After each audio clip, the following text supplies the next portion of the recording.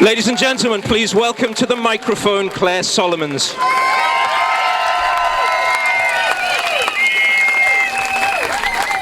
Thank you so much, Ewan.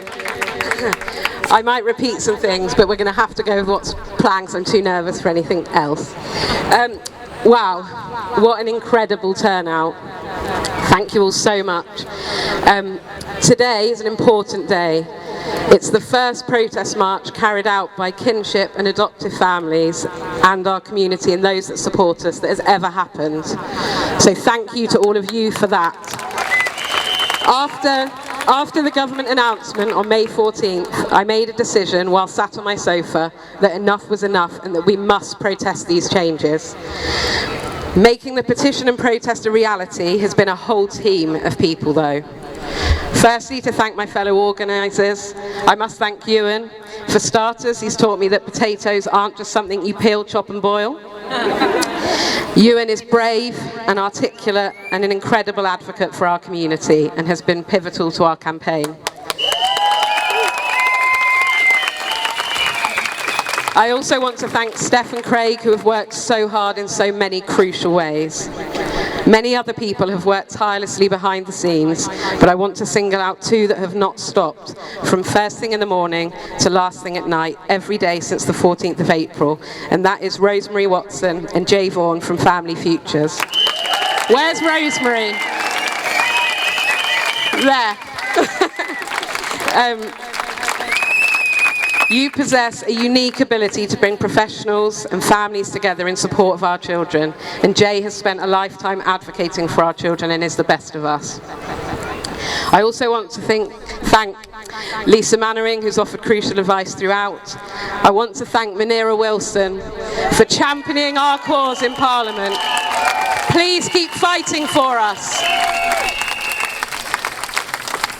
I want to thank the many charities, parent groups, therapeutic organisations and professionals that have supported what has turned into a full-on campaign that will continue after today. Lastly, thank you to all of our families, our children for inspiring us, and our partners for picking up the slack while we have focused all of our attention on the fight.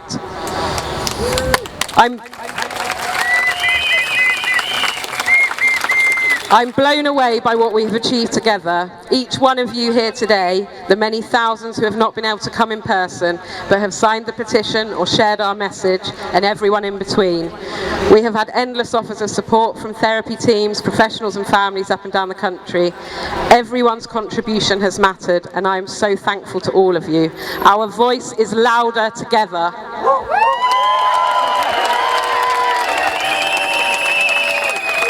It's been said, but it's not easy for adoptive and kinship families to come together and take action like this for various reasons. We are often very private, and with good reason, but that shows the strength of feeling on this issue, because whilst we may be very private, we are also very passionate. We love our children, and we have been forced to learn a whole host of advocacy skills in order to have our children's needs met in a web of systems that do not make it easy for us.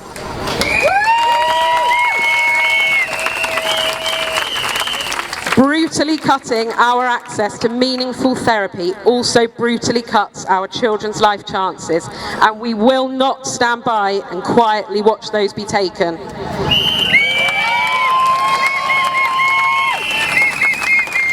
Today, we have shown the government that we will come together, united in our goal to reverse the cuts made to the ASGSF. We will not allow the government to slip these cuts out quietly over an Easter recess and expect us just to go away quietly, grateful for the crumb they have left us.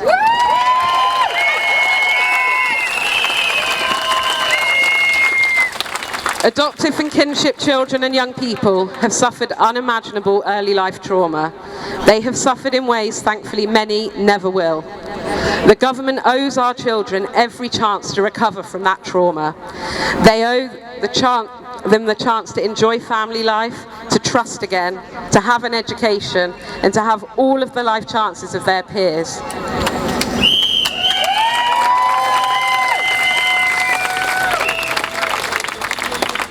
Trauma is often complex, and there are no quick fixes. However, with the right specialist interventions, recovery is possible. The government cuts to the ASGSF take away many of our most effective specialist therapeutic interventions and treatment models. That is unacceptable. We must not let the government strip our community of the very specialists that heal us.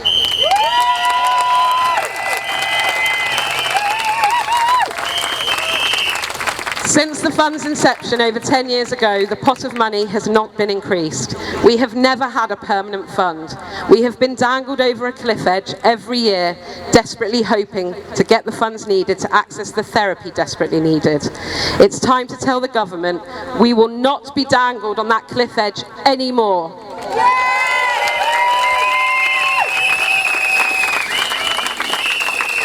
The economic argument the government will try and make is grossly flawed. If the government does not fund now, they will pay later, and we all will in the most deeply worrying of ways. Research shows that children who do not receive the right level of specialist therapy are far more likely to end up outside of education, outside of employment, inside the criminal justice system, or back in the care system. All of these things come at great cost to the humans involved, but also at an enormous cost to the government's purse. Adoptive and kinship families save the government exponentially more than £50 million each year. So what will they do if we cannot carry on because there simply isn't the support there? The government are pushing to recruit more adopters and kinship carers, all while stripping the funding for the support that comes after. And we will not stand by and watch them do that silently. The government say they want parents back in work, but they aren't affording kinship and adoptive parents and carers the same chance to do this by taking therapeutic support from our children. So I will say again, we will not stand by and watch them do that silently.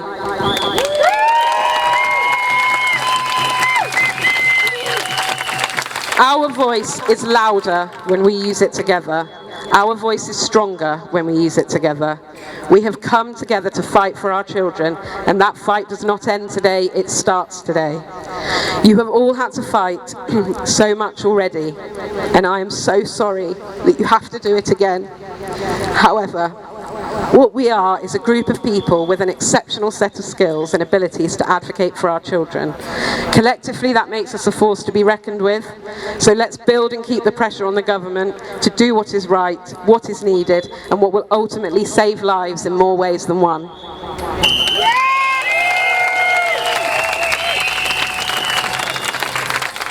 My children mean everything to me, and I know your children mean everything to you.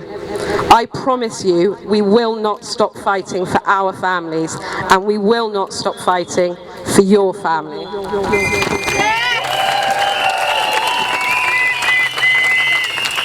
We will make this government listen.